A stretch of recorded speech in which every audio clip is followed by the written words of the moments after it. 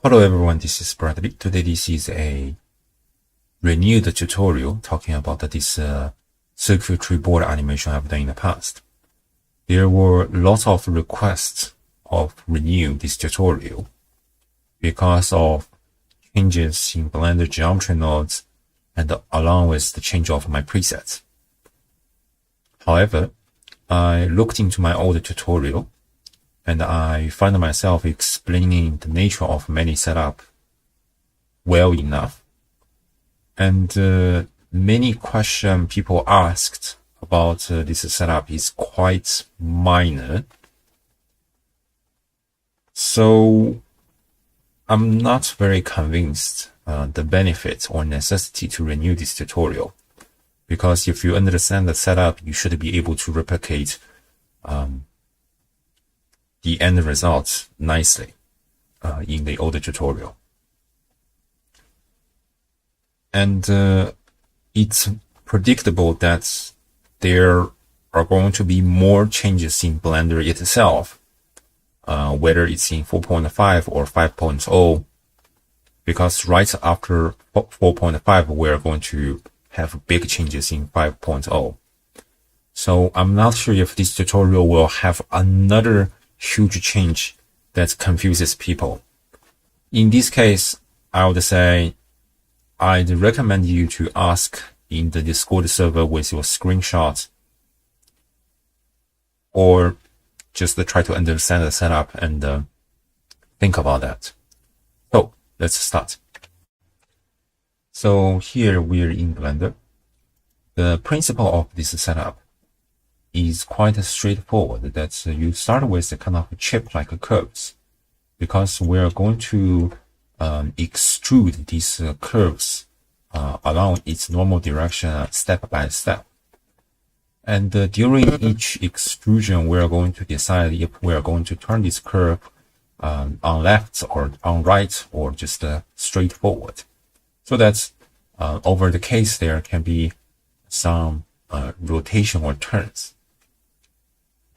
Another thing we're going to deal with is that when you're having a kind of a raycast to detect if you're going to collide in the next move, then you stop moving in this kind of case.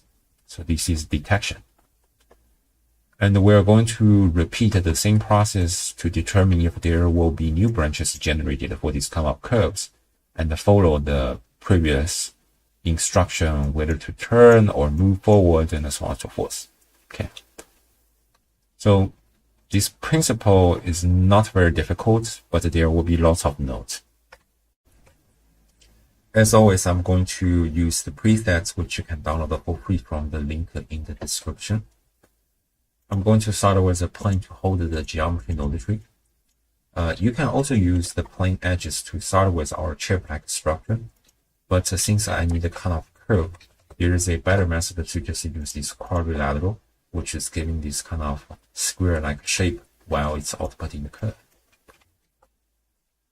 Right now, if you use a curve points preview, just for a kind of preview reason, you can actually see that there are only 4 points available. We're going to increase the amount of points using this resampling, the resample curve. So now we have 10 points. I'm going to set that to 20 points for the moment. Next, we need to think about how to extrude these curves. I'm going to use a preset called append point to curves. This is basically an extrude mesh node on this kind of vertices. So for example, if you take a mesh line and you're extruding a mesh, let's take the offset into combine XYZ on the x-axis. Then you can see the starting and the end of point is extruded out with a new point attached to it. And this is basically comparable with our append point to curve. That if you start with a curve line, and you can take this combine XYZ, then you have the similar setup at the end, which is being selected in this case. So if we plug these append points to curves, then you can see the end result in this offset is that you have one point which has been extruded. Because for each curve, there's only either end or start being selected for this kind of extrusion or appending. So right now, what we need to do is to separate all these 20 points that we resampled into an individual curve for each. So there's a function which is called a toCurvePoint. And if you directly use that, you will find that it does not show anything in the viewport because we have very bad visualization of these kind of curves. That's why it will always be better if you visualize with this kind of curve points preview, that you will see the points are still there. It's just not visible as a kind of curve. And now if you switch this kind of curve points into our append point curves, you can see that each point is having kind of extrusion instead of only one extrusion. Right now we are offsetting everything on this 1, 0, 0 direction, but we want to make them aligning to their normal direction. So the north points should go to the north, east points goes to the east, south goes to the south, west goes to the west. So this is the normal direction. We're going to use a normal. Now, if we directly replace this normal with our combine XYZ, then you can see it's not really changing in the way we want. This is because we're having a kind of transform going from the curve into this kind of curve points, that this normal is not being preserved. So we need to capture this normal at this geometry status. So take and capture attribute. You take the normals into that, and now if you switch that into the offset, then immediately you can see what we're getting is this kind of a structure. We are going to repeat this process a lot, many times. So we take a repeated zone so that there is running a kind of a loop over and over again with the same operations. Let's put these append point to curves into this repeat zone and feed back in our geometry. If you look at the end, we still need to have our offset being done. So take this normal into the inputs and remember to output this normal to the output so that this information can go back in the next iteration. Right now, because this is running a loop that you extrude once and you go back to extrude twice, go back third time, fourth time, fifth time, so that if you increase the iteration, it will just keep growing in a kind of far distance. Okay. I'm going to expose this iteration in our group input so that we can just control this setup in our modifier panel without going back and forth in our large node tree later. And now we can remove all this kind of demonstration with mesh line, but just remember that this is essentially using our extrude mesh function for curves. Now we have our curves extruding in a linear consistent direction because we're using a constant normal. We can use a vector rotate to rotate this normal direction so that we are having a negative 45 degrees rotation or positive 45 degrees rotation. And we're going to set up a condition to rotate on each step of this extrusion. Here I'm going to use a noise texture so that for each point there will be a noise factor being generated. In a normalized condition, this noise texture will go from 0 to 1 roughly. And then I'm going to use a map range to remap this 0 to 1 to something else. I'm going to use the stepped linear and take the negative 45 to start with and the positive 45 to end with, and take the step size 2.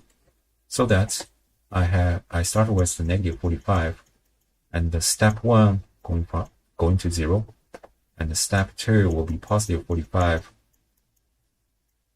So this is what it means. Okay, and this is degrees, so we need to turn degrees into radians. This is actually a mass node operation, and you plug that into the angle. Right now, we do not see any changes. This is mostly due to parameter issues. You do not have a dense enough noise, and we also do not have enough iterations. So you can increase these iterations to kind of high number, and you have to really zoom out to see this entire structure. Here, I'm going to just scale down this entire setup with a value precision. So in this case, I'm going to scale that down to about 10% of its original value. Now you can see everything has been scaled down. You can increase more iterations, and there are more turns being generated due to our noise texture. And you can try to play around this value. Another issue is that if you looked into this noise texture, probably on a dense grid, I guess, then you will realize this factor is not 100% black and white. So sometimes it would be better if you turn down this roughness, or you may even color ramp it, so that to make it more darker or whiter. To make it kind of extreme so that it covers the range of 0 to 1 for this kind of rotation. So now if you replace this result, this will be what it looks like, and you can try to tweak this kind of value and try to manage the kind of settings you want. Here, I'm also going to expose the amount of points that we resample at the most beginning, so that instead of having these many lines, where we can actually increase the count. And because they are using the same noise, so that they may potentially follow the same pattern because of this noise texture coordinate, and it may look interesting already even without all this kind of intersection prevention algorithm. And up to now, this is not really a complex setup. I hope you can actually understand the concept behind all these kind of parameters instead of just blindly replicating this node tree. Otherwise, you will have a kind of a painful moment, because there are so many parameters that you have to manually change by yourself, like increase the scale or decrease the scale, or increase the roughness or decrease the roughness, and so on and so forth.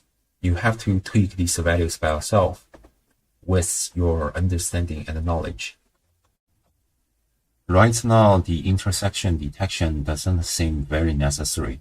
So we are going to move on with a branching system, which I think will make the intersection detection needed.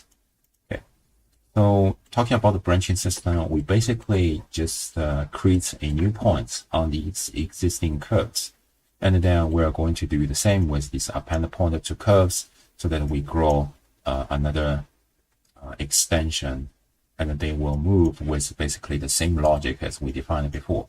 So it's basically a reuse of node tree. It's just the first thing we need to do is to create a new point on the existing curve. The way to generate points on this curve is quite straightforward.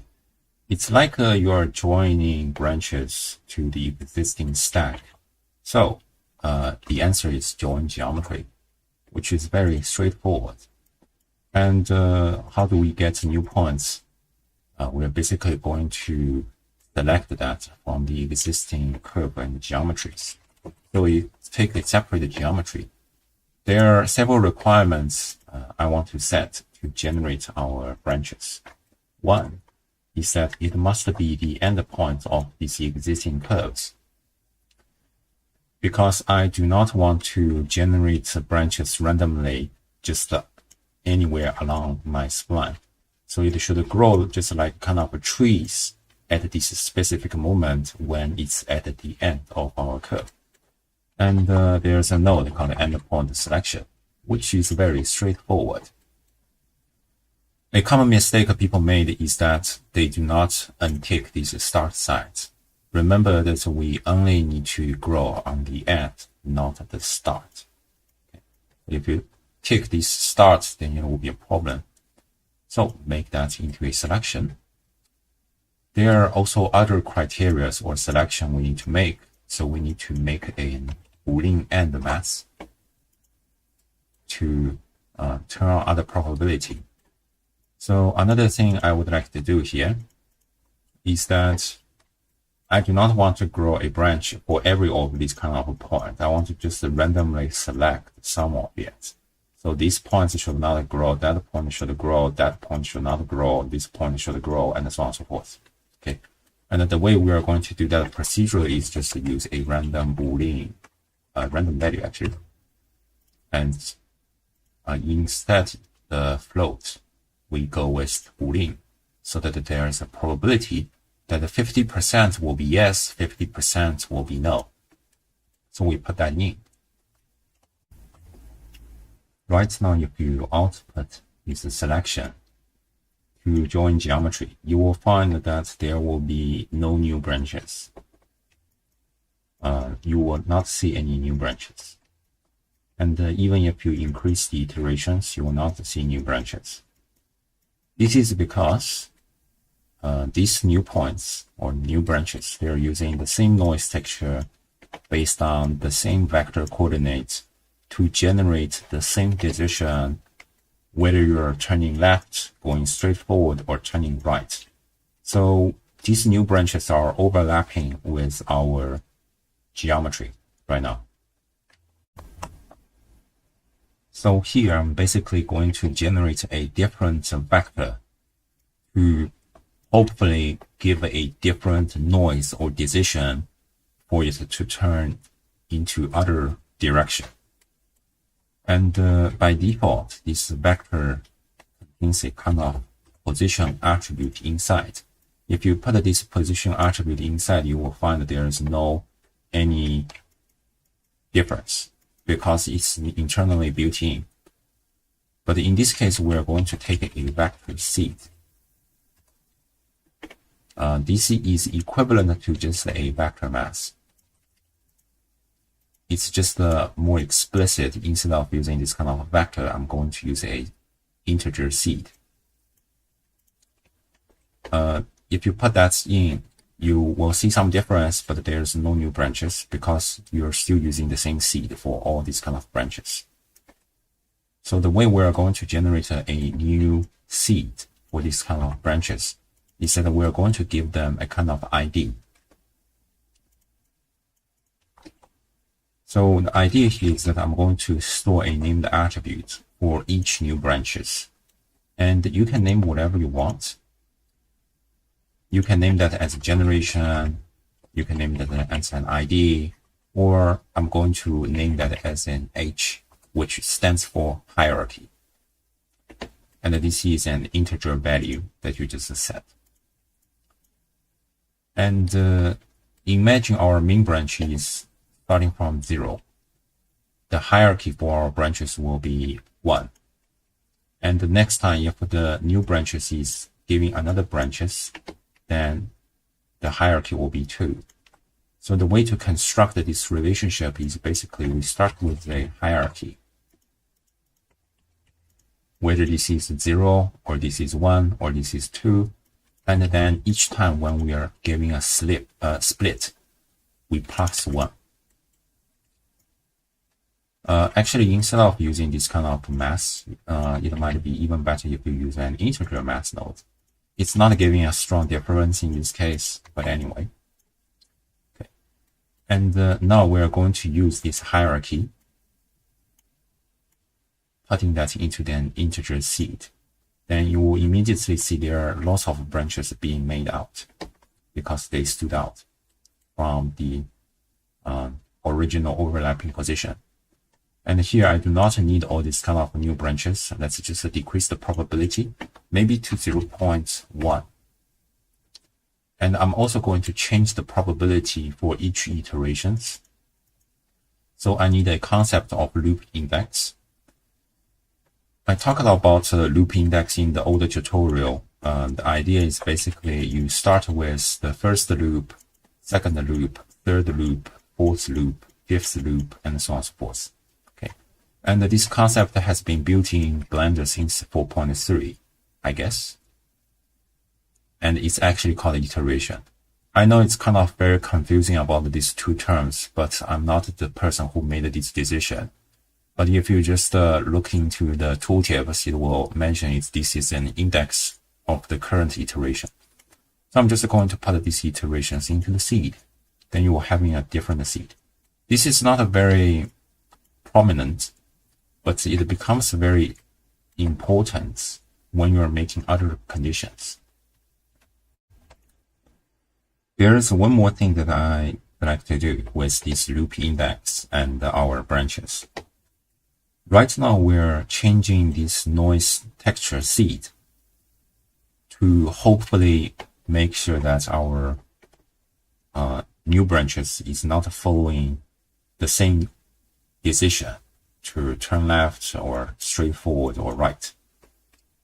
But we only have this many possibilities, and it's still very possible that they overlap because there are like the 33% of chance that they made the same decision, even with different seed. So I'm going to make a switch or condition to make sure that there is 0% chance they overlap. Now the way I'm going to do that is that I'm going to set up a turn for these new branches, so that no matter what you are going to turn if you are newly created. And if you turn, you must not overlap. And here we just set up a kind of switch. And then we switch with the vector. So if you're a new branch, then you will rotate. Otherwise, you will stay with the same direction. So how can we make sure about this condition system? How can we determine if this is a new branch? Think about our hierarchy system, that we start from 0, and for a new branch being generated, we put a +1 onto it. And our loop index actually also comes from 0. So we start from first loop, which is 0. And now we have a +1 hierarchy branch being generated. So in this case, you can see a kind of relationship that's an iteration +1 will equal to the hierarchy number for our branches. And in fact, you should put these values into an integer. It will not make a huge difference, but it is a good practice to do. So now we have this condition being made. You just output that in the switch. Right now, you will not see any difference because we haven't decided with this vector rotate. Just imagine if you just tweak with this value, and you can see there is actually a new branches coming out here, because it was initially making the same decision somehow, but now we're actively turning it in a different way. Next, we just need to generate kind of random value and conditions to determine if it's going to the left or right. Of course, we do not allow it to go into the straightforward direction, otherwise it will cause the overlap again.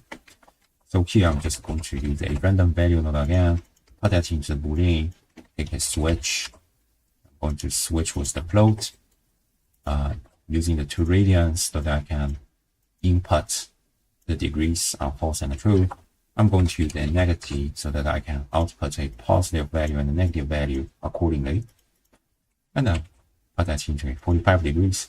Then you can see the 2 positions, they are nicely separated in this case with our extra turn. Unfortunately, it goes back to an overlapping position later, but it's fine because we are going to do the intersection detection anyway. Before we go into the intersection detection, I want to remind you about this random value node, which also contains kind of a seed, and you probably want to have a difference as well with this iteration. So you can put that into the seed, but here I want to remind you that you have a two random value using the same seed. So I often talk about this kind of issues in this kind of loop, whether this is a repeated zone or for each loop, whatever. So here you can use an index seed node that you input an index. We have our index, and you generate a different seed. And now you can just replace it. The good part of this preset is that it also gives you some extra options that you can just change the seed and the difference, and so on and so forth. Okay. Next, we need to deal with the intersection connection, which is kind of very straightforward. Knowing that we all start at this kind of a single point. And even if we are making a kind of new branches, we are starting with a single point, and we're basically extruding all these kind of curves step by step. And the entire concept of intersection detection in this case is that we're going to do a forward detection using raycast. That if you shoot a ray to its forward direction based on this offset, and if you hit another curve, then you should stop moving. So this offset should be 0. And this is the logic of our intersection detection.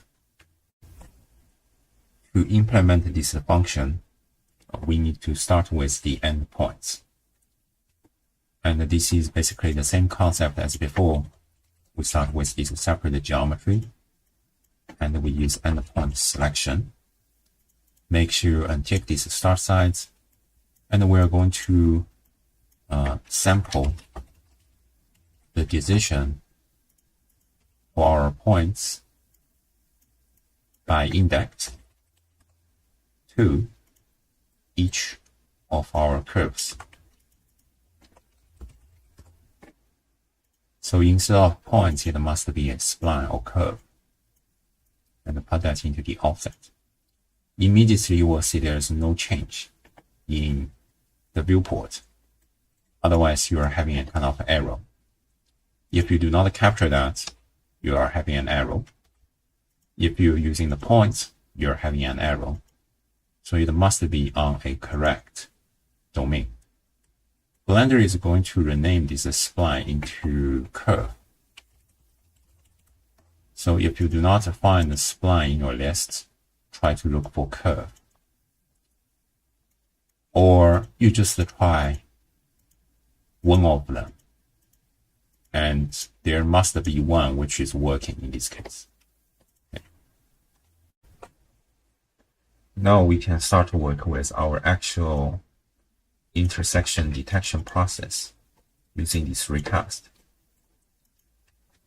Here I'm going to use a switch node to help with our decision-making process, and I'm going to set that to vector.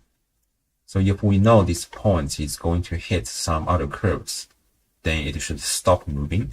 Otherwise, it should stay with its original decision of moving. Right now, we do not have any change in the viewport because we haven't done anything with our actual raycast yet. There's an issue with the raycast that it does not support the curve. So if you input a curve line, you can see it outputs a kind of warning saying that input geometry has unsupported type curve. So we're going to make this curve into something else. So the raycast is usually made for this kind of mesh geometry. So we just take a kind of curve to mesh. And in this case, I'm going to use a bevel curve so that it becomes a tube-like structure. I do not need such kind of a stick tube, so I'm just going to take a value position and make that very thin. something like that. Then right now we do not see it, but it does present. And now if we can replace this mesh to the target geometry, then there is no warning. And then we can replace this curved line with our existing circuitry board for it to sample. And immediately you will have a issue with the viewport. This is because right now we're shooting a ray downwards at 0, 0, -1 direction. So imagine that you are forming a kind of tube-like structure and you are having a point to sample the collision. A ray downwards means that it will hit itself. That's why all these kind of tube points are giving a kind of collision result to stop move.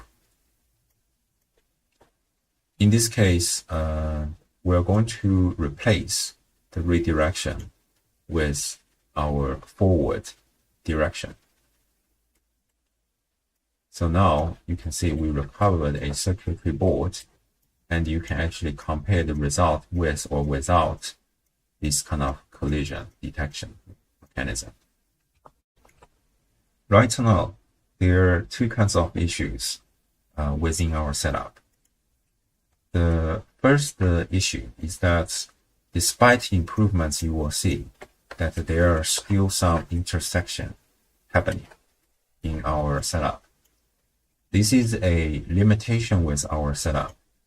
If you turn down the iteration and try to look how it actually happens, then you realize that the logic of our forward detection is that we start with the endpoint and shoot a ray in the direction of its movement. Then we find that there's nothing. Then it will make a decision of moving. And this is equally true for that point. It shoots a ray and it finds nothing. So it makes a decision of moving forward. But the reality is that both of them move forward and then they accidentally intersect. So this is a limitation for our method.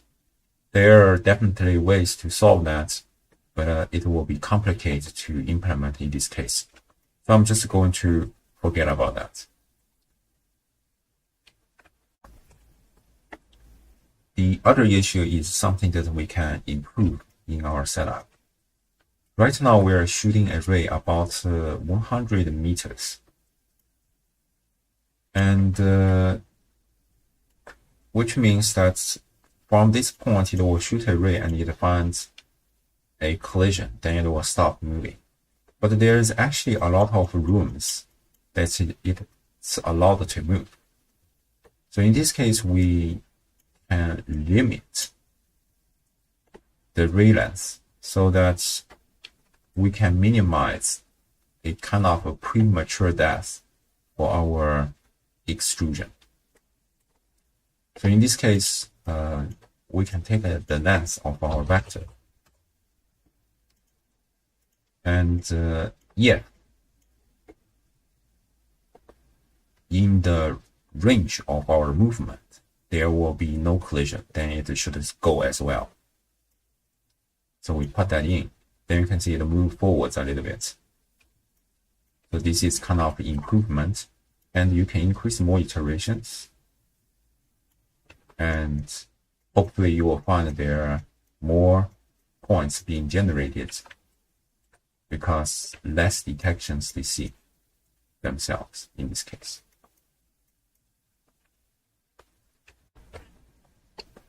There is another improvement we can make for this setup.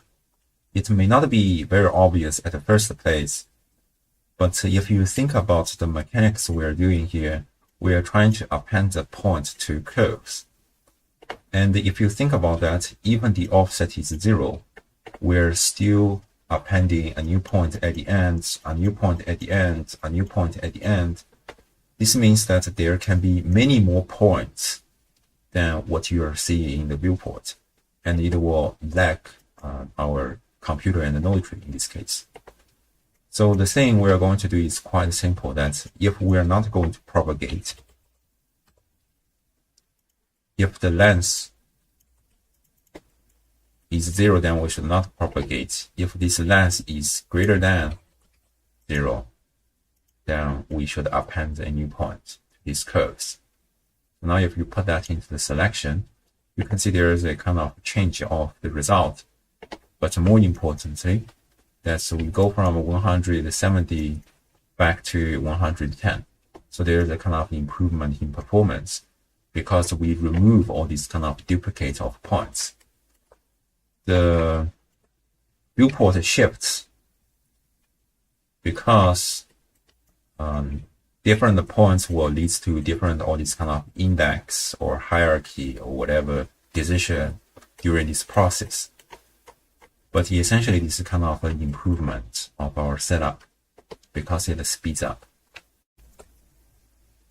For a circuitry board, this is basically finished.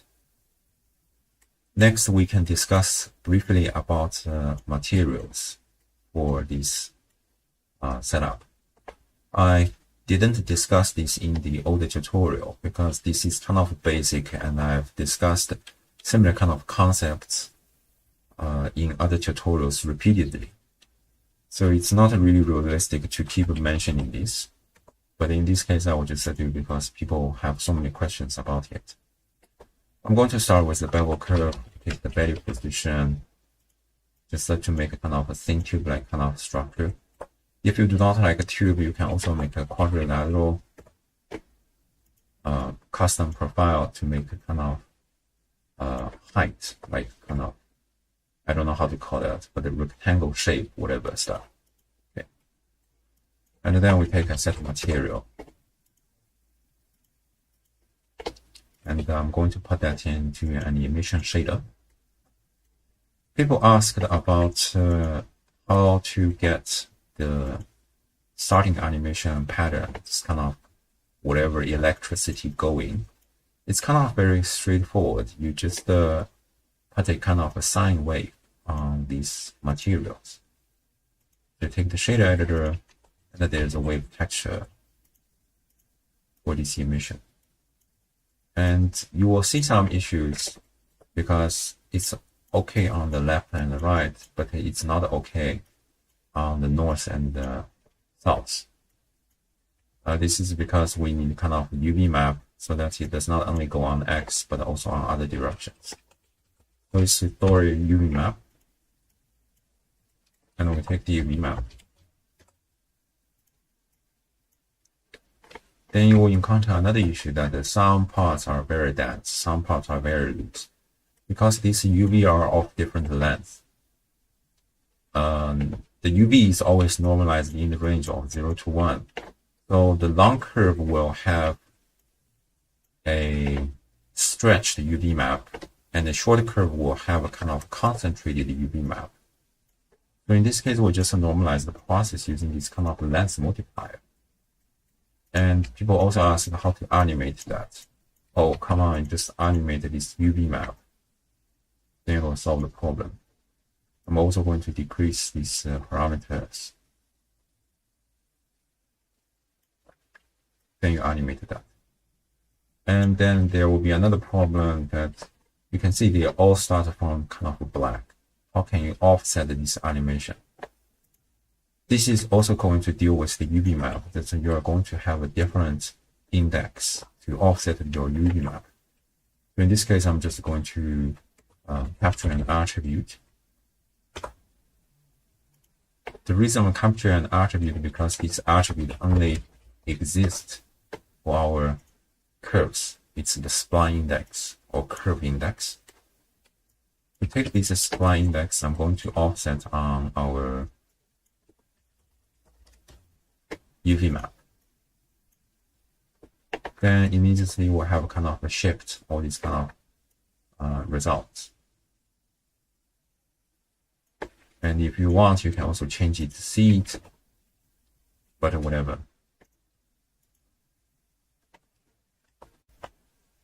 If you want to animate these textures, you can either just keyframe that or just combine X, Y, Z to put a time info on the x-axis, then you're going to have an animations with it. There are so many things that you can potentially do. In fact, you do not necessarily use the repeat zone. The benefit of using repeat zone is that I can just take the iteration to animate the growth of it. But sometimes it can be very slow, and you can also use the simulation zone instead. You just need to bake the cache of animation.